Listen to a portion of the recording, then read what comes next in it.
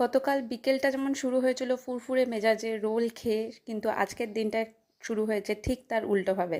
একটু উঠতে লেট হয়ে গিয়েছিল, তাড়াতাড়ি উঠে ফ্রেশ হয়ে খেয়ে দিয়ে মানে ব্রেকফাস্ট করে চলে গেলাম ব্যাংকে ডিটিপি লিঙ্কের কাজের জন্য। তো ফেরার পথে অনেকক্ষণ সময় লেগেছে, ফেরার পথে এই ভেতর দিয়ে ফিরছি। এই যে দুদিকে পুকুর আছে, খুব সুন্দর লাগে এই জায়গাটা। তারপরে এসেই আম পোড়া শরবত খেলাম, দুপুর 12:30 বেজে গিয়েছিল ফিরতে ফিরতে। এসে মেয়েকে স্নান করাবো, তো 3টে প্রোডাক্ট দিয়েছে, এই 3টে প্রোডাক্টই ওর চুলের জন্য ইউজ করতে হবে।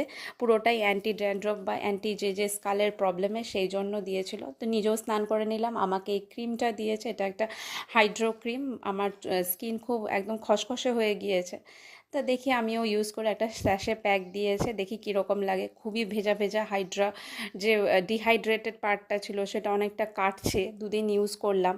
তারপরে নিচে গেলাম, এই যে মাছের ঝোল আর তার সাথে যে আমের আচার বানিয়েছে, বা মিষ্টি আমের আচার, সেই মিষ্টি আমের আচার দিয়ে আজকে লাঞ্চ সেরেছি।